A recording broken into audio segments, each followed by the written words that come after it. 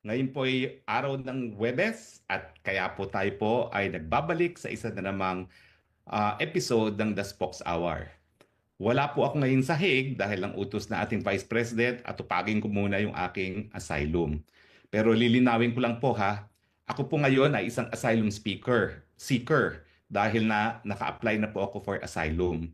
Ang inaantay ko lang po ay yung kauna-unahang interview na ito po'y kabahagi na ng application process. Pagkatapos po nitong kauna-unahang interview, malaya na po akong makabalik doon sa Dahig kasi ang layo po nitong lugar nito. Hindi naman po kami nakadetena, no? In fact po pwedeng lumabas at ako'y naggaling na ako sa grocery, kaya lang yung grocery, 30 minutes walk one way.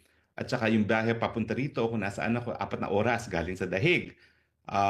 Kung magte-trend ka, 4 at kalahating oras. So parang hindi ka nga nakadetena, wala ka naman mapuntahan. Meron pa kasing ang dami ang stages na ginagawa rito, yung initial registration, yung fingerprinting and interview sa police, tapos medical, at saka yung first interview. Pagkatapos sa first interview, pwede ka nang umalis at te-text ka na lang nila kung saan yung final interview mo at hindi na dito sa malayong lugar. Yung mga walang pera, ilalagay sila sa ibang facility, no?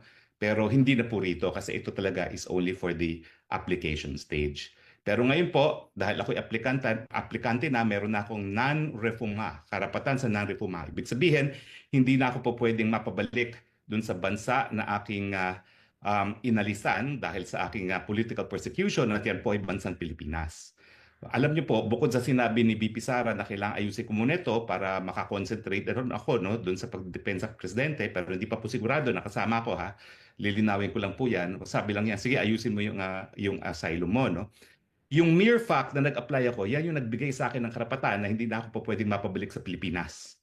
Maski pa kumuha sila ng warrant of arrest, maski pa sila mag-file ng extradition, malinaw po yan dahil ito po ay matter of convention rights. Nakasulat po talaga yung non-refuma, yan yung pinaka-importanting karapatan ng asylum seekers, hindi mapabalik dun sa lugar na kung sa nila nanggaling. Natural, kasi pag ako pinabalik dyan, kukulong ako, non-bailable, sa isang kaso na human trafficking na walang ka-ebidensya. Ulitin ko po ebidensya lang nila. Unang-una, sinamahan ko si Cassandra Ong sa PAGCOR. Pangalawa, yung pangalan ko nasa isang papel na legal daw ako. Pangatlo, yung aking dating assistant nakitira doon. Ang kailangan nilang pruwebahan sa syndicated trafficking na ako ay may recruit. Ang purpose ko ay para pagsamantalahan ng kanilang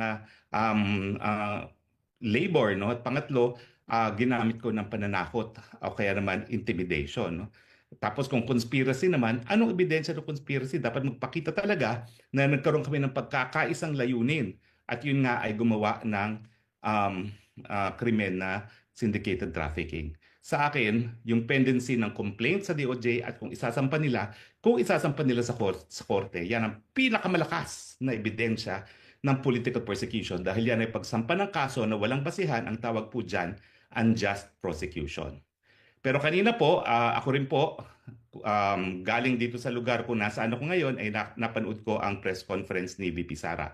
Ang huling beses ko pong nakita si VP Sara, yung makalawa pa, nag-dinner kami kasama si Kaufman. At doon nga po niya sinabi, sige, simulan mo na yung application mo sa asylum. Kaya bumiyahe na ako ng malayo at nga po ay naririto. No? Pwede ko lumabas, kaya lang po kung magbabalik-balik ako sa Dahig, 4 hours each way. So parang, sige, dito na lang ako. Libre po naman ang tirahan. Kaya nga lang ang sabi ko, ang tirahan ko dito, parang dormitorio ko sa Kalayaan po sa UP. Hindi ko alam na matapos ang ilang taon na ba nakakalipas na 1990 ako tumira sa Kalayaan. No? 1990, ayan, 2000, 2010, 2020, 35 years balik ako sa kwarto ko sa Kalayaan. At ang naging roommate ko rin dito ay isang Muslim na Afghan. Ang roommate ko sa Pilipinas ay isang Muslim po na galing sa Mindanao na itatago ko muna ang pangalan dahil maraming impormasyon na naibigay sa akin yung roommate ko sa Kalayaan.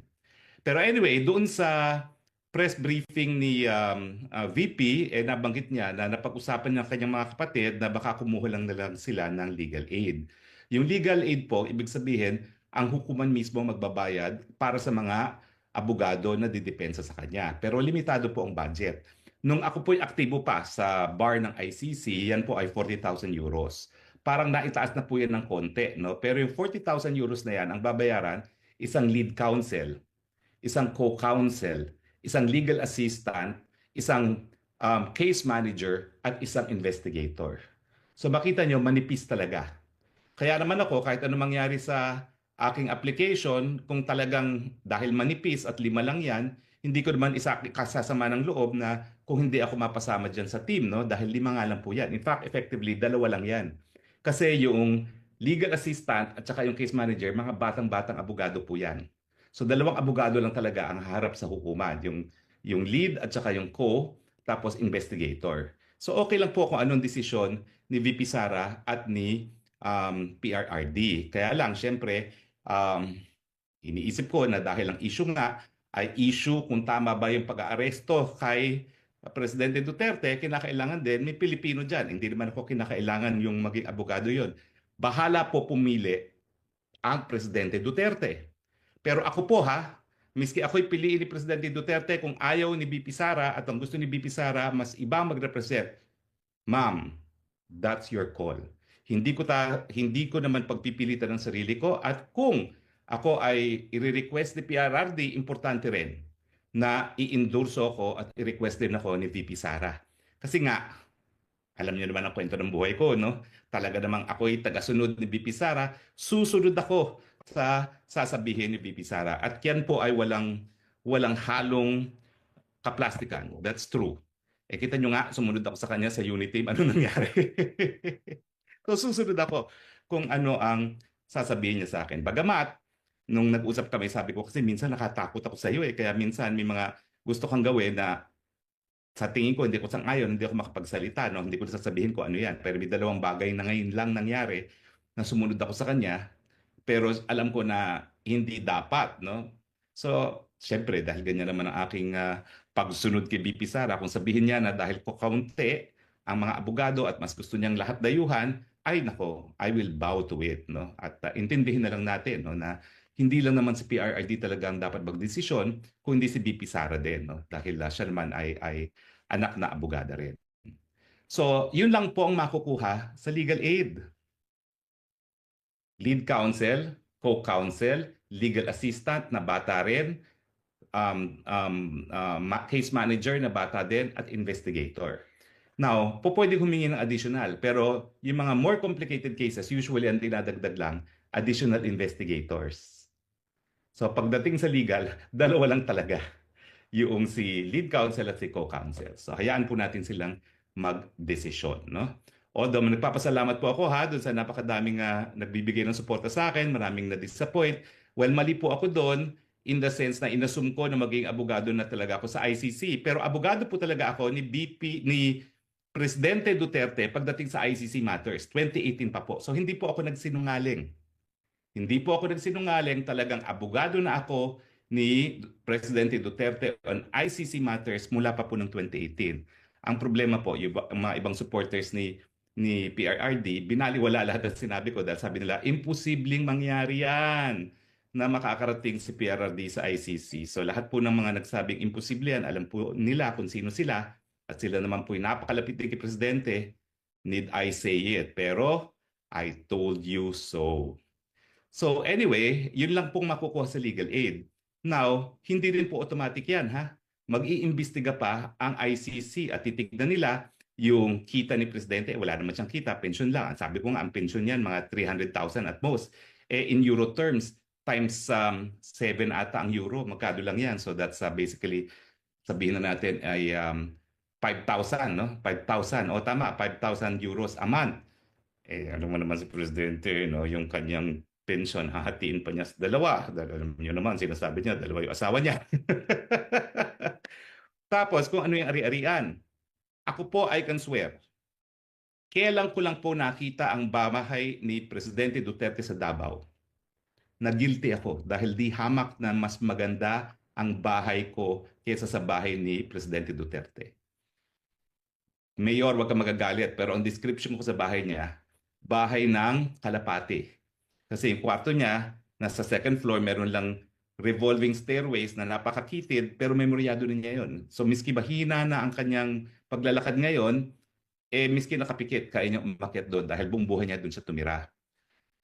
At matapos nga yan, kinausap ko yung kasama niya ng gaalaga sa kanya, bakit naman hinahayaan ng pamilya ni Presidente na tumira sa ganito ang dating Presidente? Talagang sinabi ko yun. Ang sagot, meron ngang isang tycoon na bumisita sa kanya. Ang bilin sa kanya, bumili ka ng kahit anong bahay, akong magbabayad.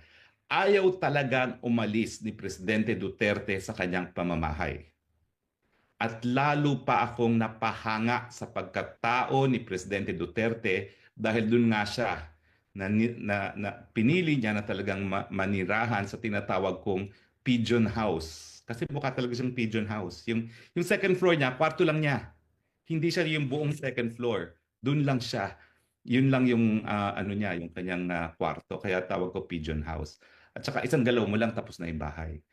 Siguro wala pang 175 square meters yung floor area ng bahay na yun. Para po talaga siyang socialized housing. And hindi ako mapaniwala na doon nakatira ngayon ang dating presidente ng Pilipinas. So anyway, ang punto is mag-iimbestiga ang ICC kung talagang ang pensyon niya ay 5,000 euros, ilan ang sinusuportahan niya, at saka kung meron pa siyang ibang ari-arian. Ang alam ko po, ang mga ari-arian lang niya talaga at pinag-uusapan naman na po namin yan, ay yung mga ari-ariang namana niya.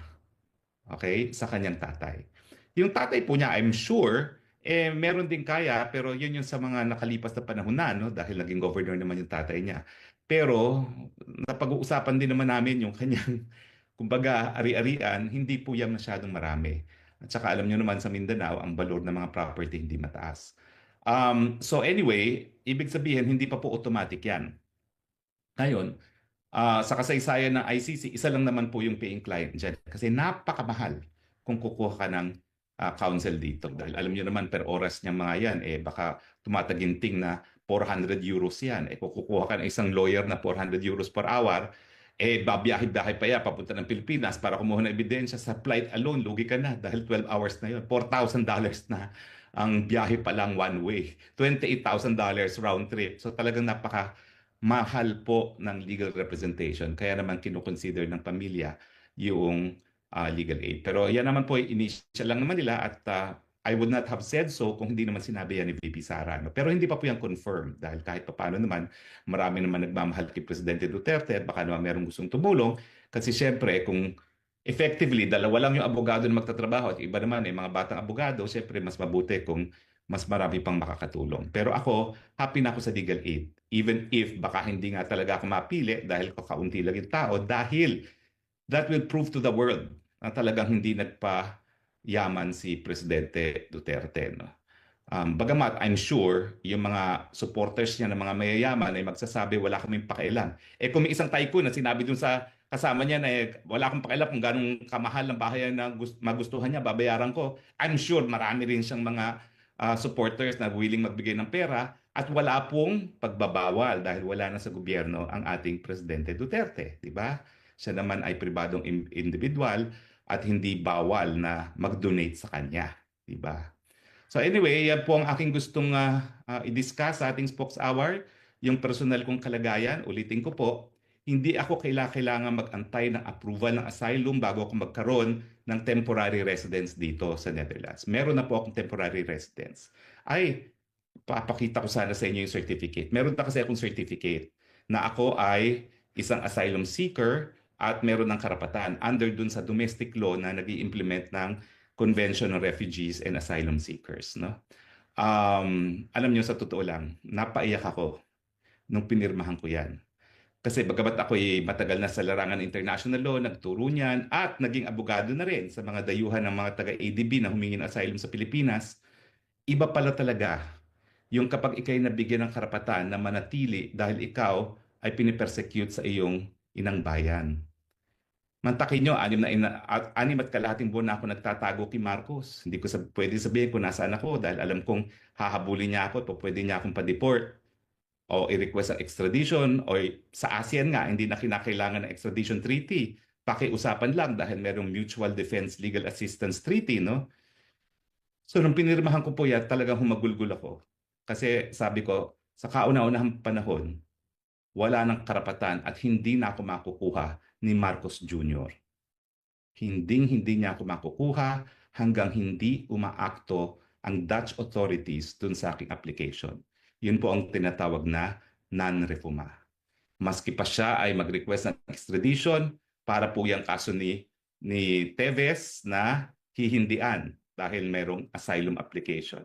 Maski meron po yung red notice, hihindian po yan dahil meron ng application ako for asylum. Yan po ang karapatan ng non-refuma at in-explain ko rin po yan kay VP kasi parang ang understanding ni VP, kinakailangan munang ma-approve ang aking asylum bago ako magkaroon ng legal status to remain in the Netherlands. So, pinadala ko rin po sa kanya yung convention at saka yung aking certificate na nasa Dutch pero meron naman pong English translation sa Google Translate.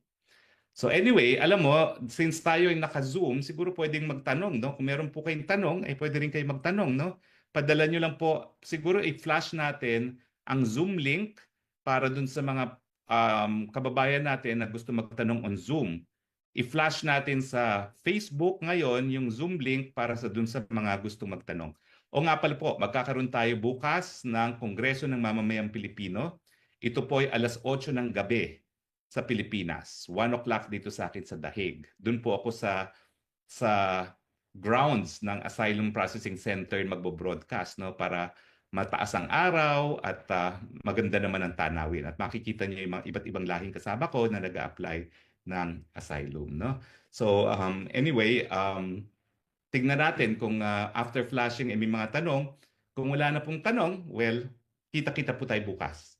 At bukas po, ilalagay na namin ngayon pa lang kung ano yung Zoom link para kung gusto niyo magtanong sa Zoom, ay po pwede niyo itanong at ibigay din yung saloobin niyo. Ang topic po natin bukas sa ating Kongreso ng Mamamayang Pilipino, tama ba na isinuko ng administrasyon ni Marcos Jr. si PRRD sa ICC? Bukas po yan, alas 8 ng gabi sa Pilipinas. Hindi pala bukas. Sunday, mali. Sunday pala yan. Talagang gulo-gulo na ng aking dates, no? Sa araw ng linggo po yan. Sa araw ng linggo, 8 p.m. Manila time, 1 p.m. dito sa Europa. Well, anyway, wala pa akong nakikitang tanong. So maraming salamat po sa inyong patuloy na pagtangkilik.